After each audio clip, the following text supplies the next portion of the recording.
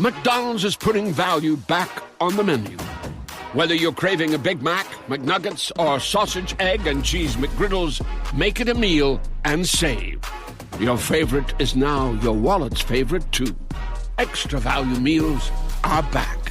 Grab an epic meal for easy money. 10-piece McNuggets or Filet-O-Fish served with medium fries and a medium Coke. All for just $8. Price and participation may vary. Promotion pricing may be lower than meal pricing. Ba-da-ba-ba-ba. Mom, can you tell me a story? Sure. Once upon a time, a mom needed a new car. Was she brave? She was tired, mostly. But she went to Carvana.com and found a great car at a great price. No secret treasure map required. Did you have to fight a dragon? Nope. She bought it 100% online. From her bed, actually. Was it scary? Honey, it was as unscary as car buying could be. Did the car have a sunroof? It did, actually. Okay, good story. Car buying you'll want to tell stories about. Buy your car today on Carvana. Delivery fees may apply.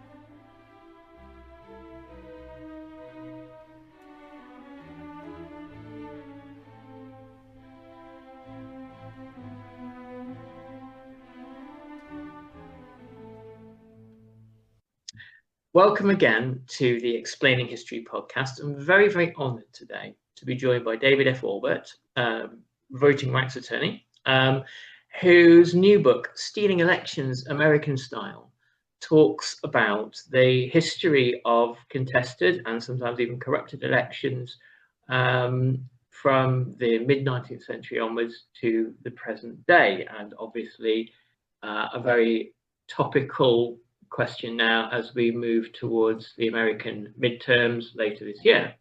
So firstly, David, welcome. It's a pleasure to have you today. Nick, thank you. It's a real pleasure to be here and talk about these things.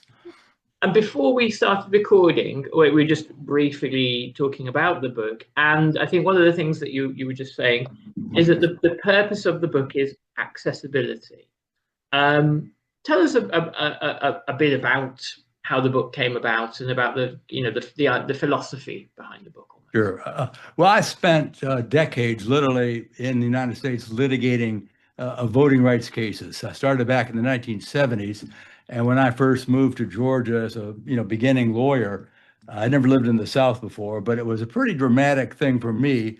I knew the history, and it from the books, and I read so many race cases in law school that I was very familiar with it, but I still didn't know what it was like to get my hands on it and live it in the South. So when I came here, it was 1973, and the Voting Rights Act had taken effect in the sense that voter registration, black and white, was pretty much on a parity. But stunningly, in Georgia, which had about a 27% African American population, the percentage of elected officials in the state, there's 3,500 of them, all the county levels and city levels and so on. We have 159 counties. It was under 1%, well under 1%. Wow. So it was staggering, and it wasn't because of voter registration. It was almost entirely because of structural devices that gave the white majority in different jurisdictions the ability to pick every candidate. So, the first case I filed was against Albany, Georgia, and it had 7 city commissioners it's about a 37-40% black city, impossible for black folk to elect somebody under that system. So, I tried that case, ended up winning it. It became a pretty big precedent. And I did that kind of litigation for some years, testified in front of Congress on the Voting Rights Act when, frankly, there was everybody's familiar with the current Supreme Court decisions and how bad they've been. At least they've heard of them.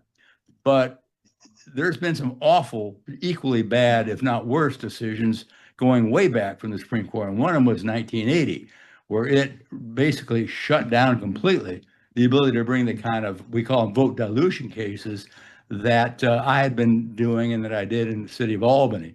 So meaning, I was a small part of it, but I did testify in front of the House and Senate and Congress, went and strove, we tried to, and were successful in getting the Voting Rights Act amended to really reinstate what had been the original purpose of it. So that's what everybody calls Section 2. So we got that, we were successful, and that was passed in 1982. And that had a very significant effect on, let's call it desegregating, Southern political jurisdictions and integrating the elected official world, if you will, in the legislatures, in Congress, and, on local government levels very, very much. And then, and I did different kinds of voting cases. I had a regular law practice, but I always had my hand in doing voting cases and big redistricting cases, gerrymander cases, and so on. A number of them I've argued in the United States Supreme Court. But, over the last 20 years for sure, there's been a obvious backsliding, and it's got a very significant political dimension where, Republicans are, they are perceive themselves to be threatened by demography. So they are doing what they can to rejigger the voter rolls by, changing requirements, making it more difficult and so on, thinking that, so this is all going on. And I'm really, it really quite makes me mad on the one hand, and it's just, it's wrong. And then to me too, I see a lot of what I did is sort of being rolled back in a way. Right. So, and I knew you can't really, first of all, I'm getting older, and going to court's actually physically hard, believe it or not, if you're going to be standing up and trying a case for a couple of weeks.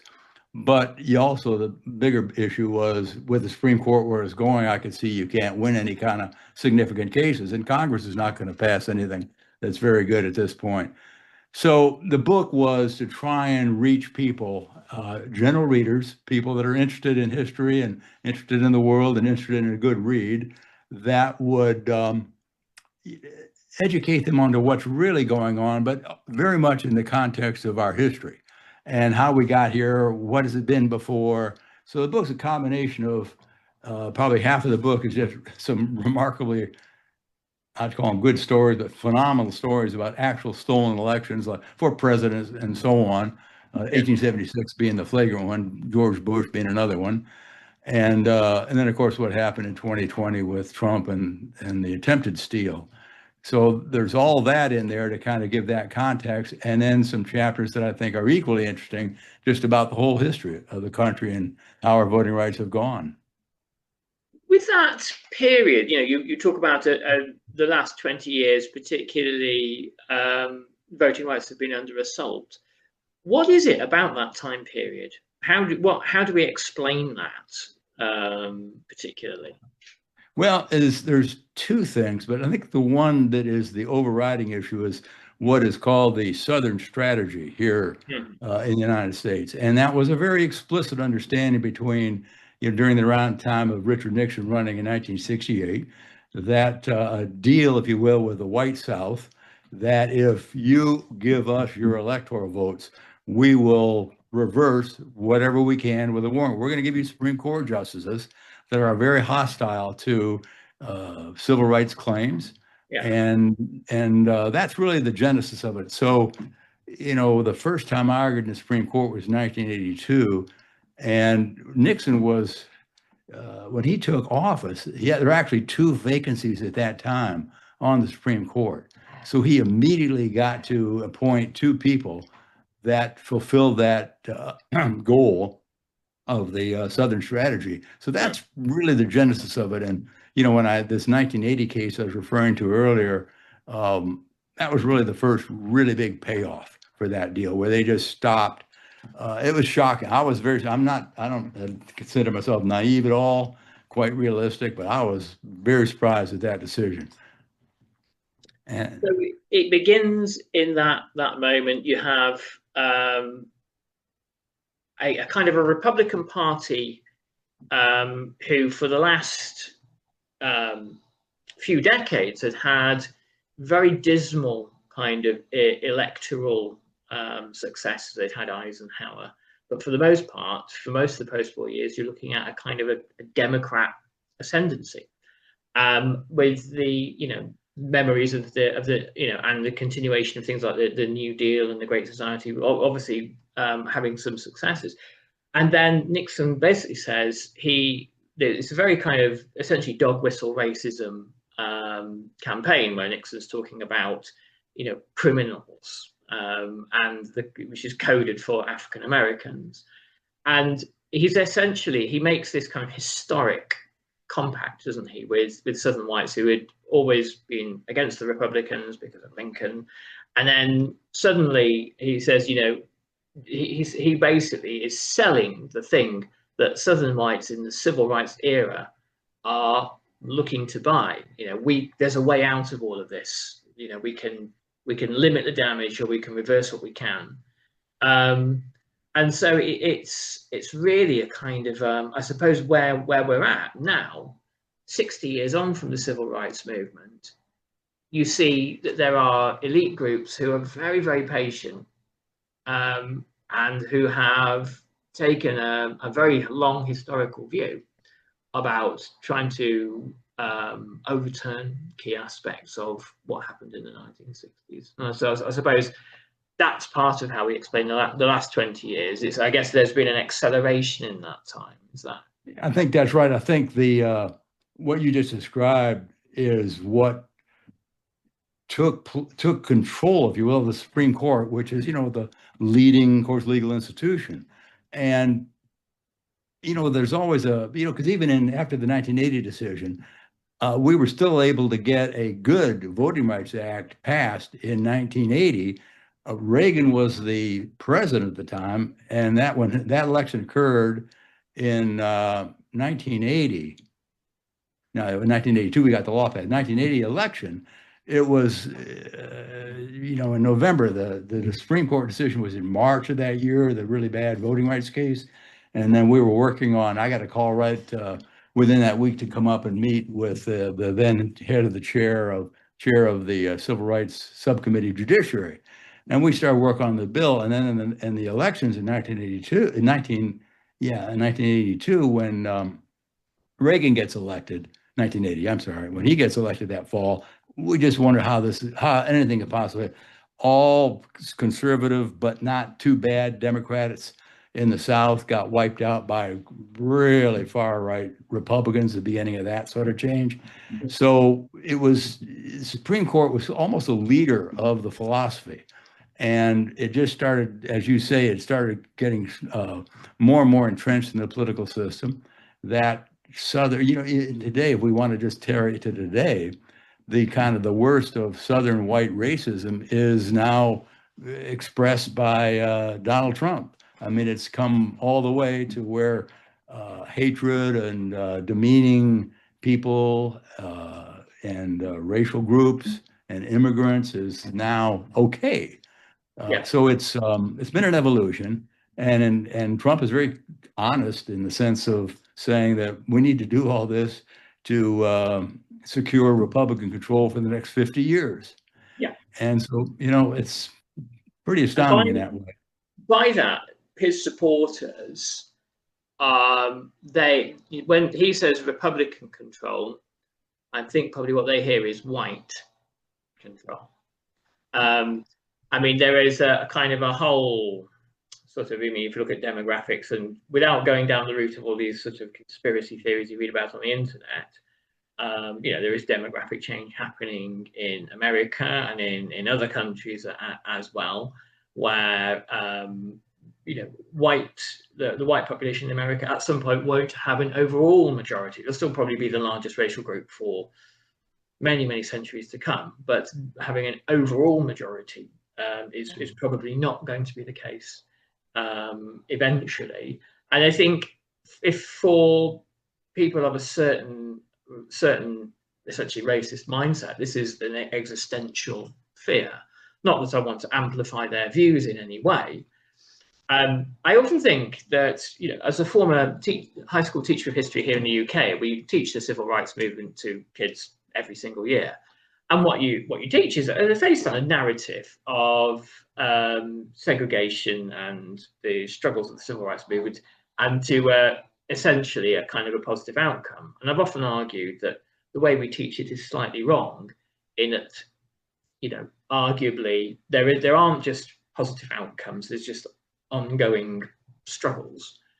But also, and this is something you should never teach, but the fact that we don't teach it means that we don't know about it, is that there's a whole other history out there of the Southern white racist mindset, that when someone like Trump comes along and the rest of the world goes, how's that possible? How's that explicable? There are people who, have a wholly different way of seeing the world, not a nice one. And they are motivated by this kind of, I think it's almost like this siege mentality that you find in all sorts of other kind of sort of societies based on racial supremacy as well. It's quite common. But that mentality, I think, is what you're talking about, really. Yeah. I think you're 100% right, and something that is another dimension that's really wasn't anticipated with the original Southern strategy is that white racist view that was being the deal with the devil that was the foundation of the Southern strategy was now infiltrated a lot of the Northern white world too. So you wouldn't have found the degree of hostility and racism in Republicans generally in the North that you would. I mean, they supported the Civil Rights Act and so on. They were the pushers of it. It was the Southern Democrats that fought against it. And that's not true anymore. You've now got the kind of virulent type of racism being common through the Republican Party and the rest of the country, as the philosophy of the Southern white racist has spread. And it's funny, I'll give you an example. This is back in the late 70s probably, and I remember sitting on behalf of some clients. I was going to meet with the Secretary of Transportation in the state on an issue. And I was there, young white lawyer, and there's two older white guys there. And it was right around the time that school busing was a real problem in Boston. There's a real uproar, and there were demonstrations and a lot of hostility from the very racist white community in Boston. And I remember these guys talking about it. I'll never forget it. They assumed since I was a white guy, I was of the same view they were, which was, we don't like civil rights. And one of them said, I think if we could have just held out a few more years, we would have won. And that, attitude and that they then passed on to their kids was very common. And another little thing I'll tell you that was around that time, a friend of mine is a Republican, but a very good, progressive, open-minded guy, young guy, at that time. He was a lawyer over in Augusta, Georgia, and we were talking about politics in the South and in Georgia. He said, Dave, you got to understand one thing. When the Civil Rights Act was passed in 1964, the Klan moved from the Democratic Party to the Republican Party. And I've thought about that a lot, and I think that's a very accurate description, not suggesting in any way, shape, or form that most Republicans adhere to the views of the Klan, but that view of the Klan is for sure present over there, as you can see in the people that came to Washington on January 6th, that nationalistic views and the anti-federal government views and racism are all usually bound together. Yeah. States' rights, the anti-federal power thing, that is 100% rooted in racial questions. And the fact that the federal government was the enforcer of race equality, it forced the desegregation of the South. And that's why the opposition to the federal government was so strong. Yeah. And you see, I mean, from the signing of the Declaration of Independence all the way through to the first shots being fired in the Civil War, that question of states' rights is the one that animates basically everything, and it's obviously mainly the rights to own slaves, but the question of states' rights in general after the Civil War was often around voting. You know, you have these newly emancipated slaves; they're going to outnumber us in the South. What are we going to do? How are we going to either legally or, you know, use other methods to disenfranchise them? So I have so many questions. I was going to talk about Reconstruction, but I think probably let's just, you know, let's remain on task. So you mentioned 3 key case studies: Garfield, Bush Jr., and Trump. So let's talk about Garfield first, a president of who perhaps whom most people are less familiar with, and talk about his the stolen election. you talking about Garfield's, did you say? I think you mentioned. Did you mention Garfield originally? Well, it'd be Tilden Hayes was the stolen one. Garfield I beg your pardon. Garfield was assassinated shortly after his election, and he was not involved in any. It was a very close election, and Right. I'm sure there was some corruption in it, but right, it wasn't. But it was not a particularly significant one in terms of that. It was the 1876 election, Tilden Hayes, that was really stands out as the obviously stolen election. I think there's a book on it called The Fraud of the Century, and that's pretty accurate. One of the comments that it's in the book that is, you know, on the one hand, it's funny in the retrospective history. On the other hand, it's pretty stunning. And it is that it's a Louisiana member of the canvassing board, which collects all the county voting returns and determines the state report, the total vote, and reports it to Congress for the electoral votes. And this one member says, well, they're going to beat us in the vote, but we got them in the count. and Tilden won the state on the original votes returned to that canvassing board. Is 8,000 vote margin out of 150,000 votes cast, but pretty healthy margin. Yeah. And by the time they're done counting, by throwing out precincts that were more Democratic, saying, oh, there's fraud here, there's fraud there, Hayes wins it by 3,500. So they switched the vote about, you know, over 11,000 votes to give it to Hayes. So that's really stands out by itself on the presidential level as a singularly corrupt election, and one where literally the corruption determined the outcome of the race. It would have gone the other way had there been a fair count. It was. It's also. I mean, it's fascinating. It's a great story. You know, it's probably takes a little too much time to get into it, but it was really triggered by one guy. The night of the election, Tilden and Hayes, the two candidates, had both accepted the outcome. Hayes accepted that he had lost, and Tilden knew he won, and the Republicans Hayes was a Republican, they had all gone to bed and said, okay, that's it, you know, we lost.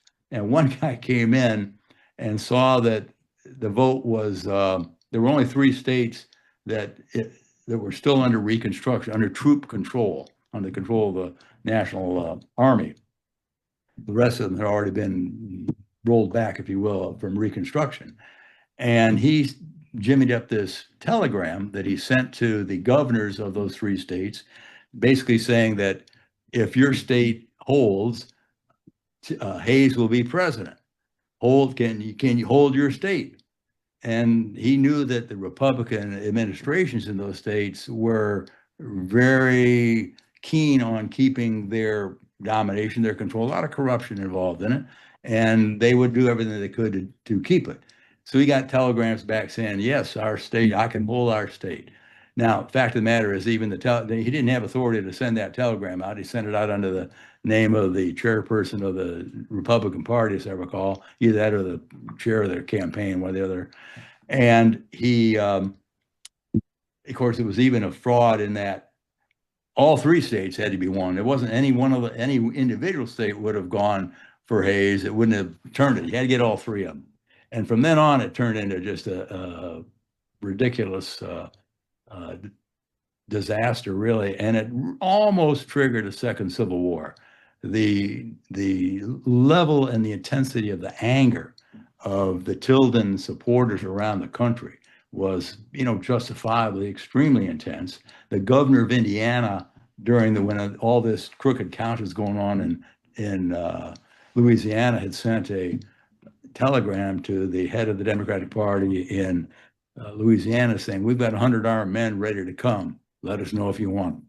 100,000 armed men ready to come down. So it was that, and the Republican governor of Pennsylvania, called out their National Guard. So it was getting really ugly, and it wasn't, it's quite a complicated story about how it all got resolved, and without, gunfire, minor gunfire, I guess would be a better way to describe it.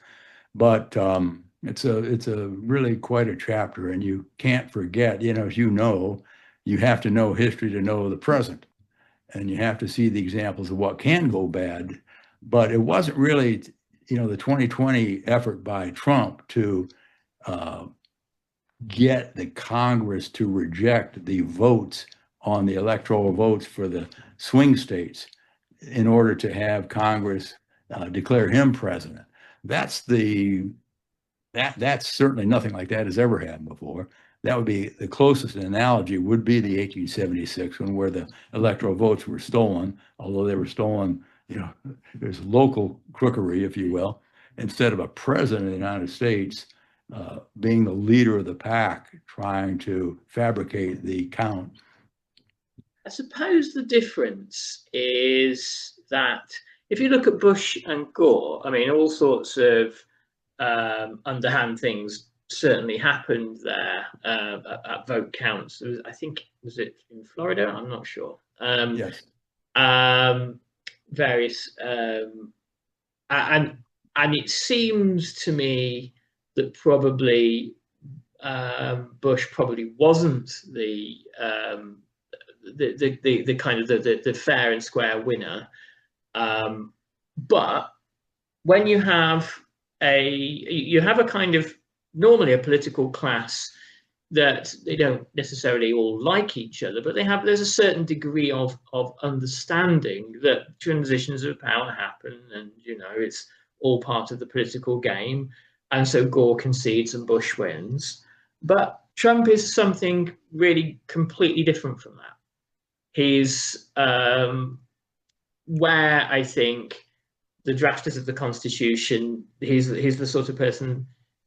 There's this idea that drafters of the Constitution anticipate tyrants, and they did and they didn't. They didn't anticipate somebody who would be able to look at the kind of the normative rules of the Constitution and go, well, if we just keep pushing them, they'll break eventually. And that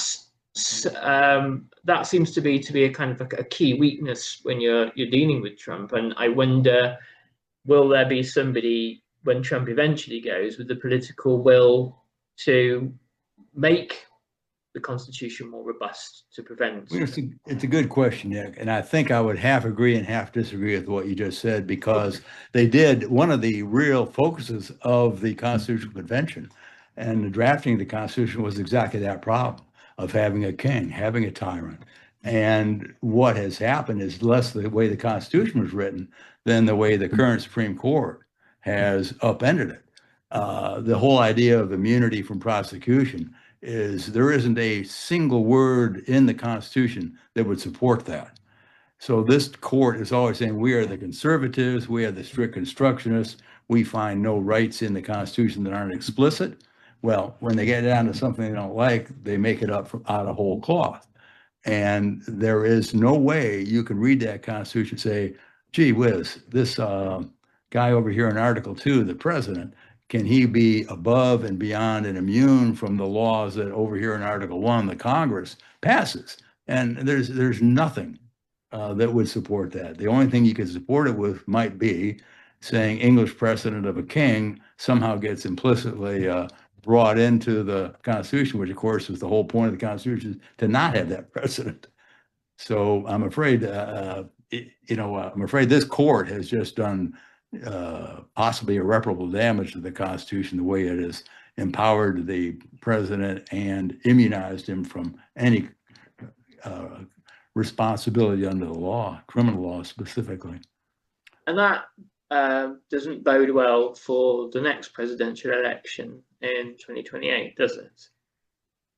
Yeah, well, it doesn't. The thing that is most worrisome to me in that future is since 2020, there's been a significant, I guess I hate to use the word infiltration, but that's maybe the best word, of the election denier people who are kind of willing to do anything into the state and local election apparatuses. So in 2020, Trump and the Republicans filed, I think it was, it was 6 different cases in different states. There's 62 cases, but in 6, I think, different states, plus the District of Columbia, challenging the outcome. And they lost 62 cases. And they lost those because the administrative people in the states, in the counties, and in the state offices held to the truth. Like Georgia, where I am, was one of the quintessential focuses of that, and that became something quite remarkable because the Secretary of State recorded the conversation he had with Donald Trump when Trump called him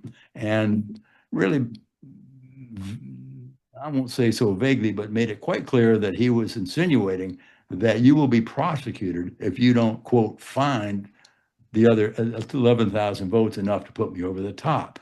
Completely fabricated, literally telling the guy to go stack the deck and stuff the ballot box figuratively somehow by changing the outcome. Now, we've just had an election. He's not Secretary of State anymore. He is right now, won't be next year. The guy that replaced him has said, I don't know how, there were a lot of problems with the 2020 election. So he's a little bit questionable, but on, that we've got, in Georgia, we got 159 counties.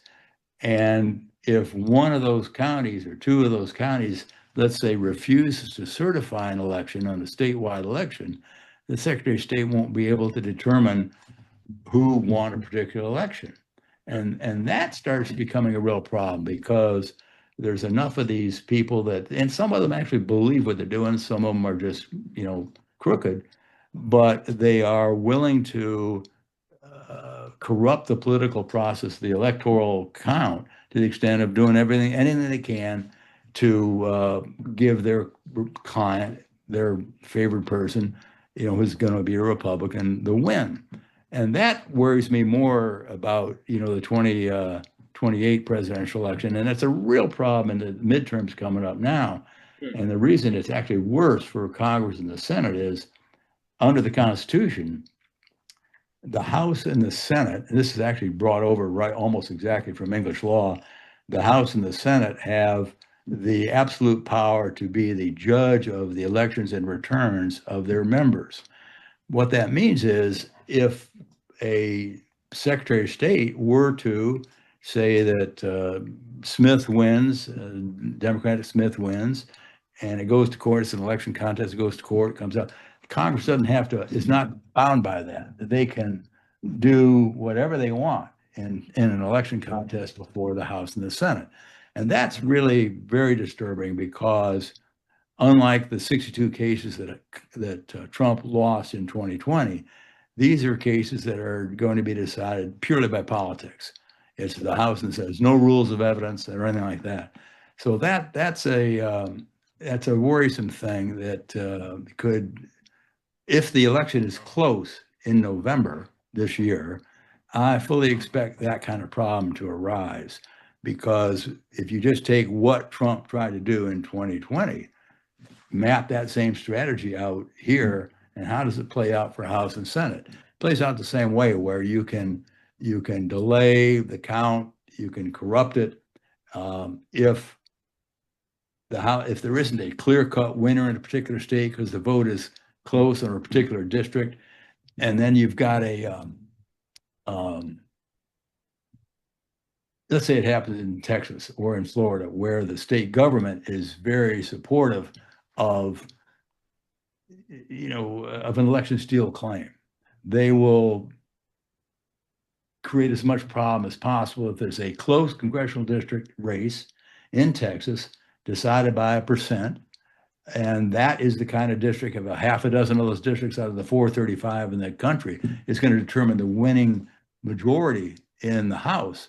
That district and that election is at great risk because of state officials saying, well, I think there was fraud, so we can't certify it for the Democrat.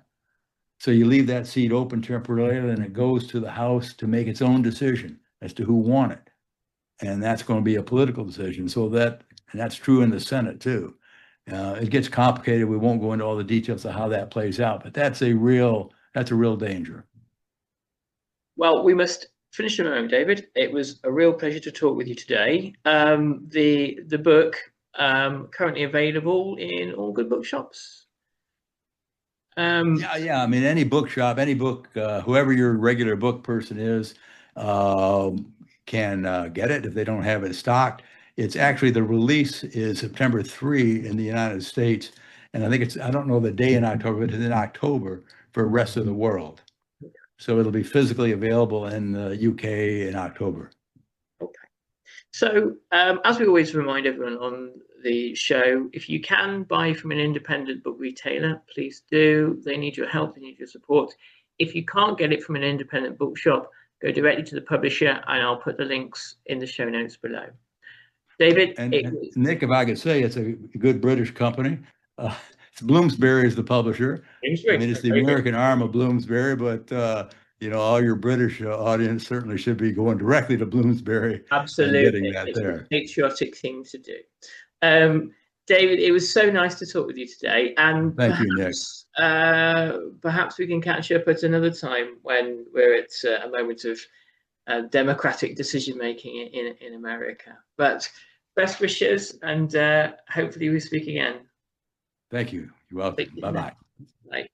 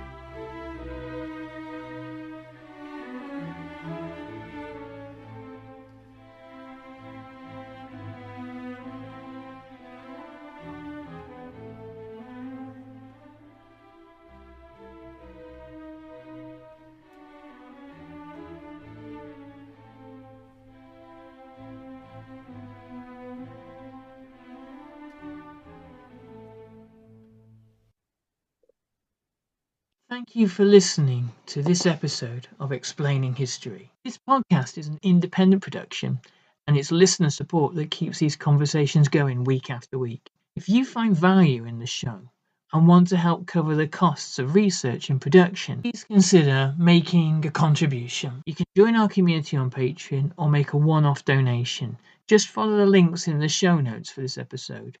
Every bit of support is truly appreciated.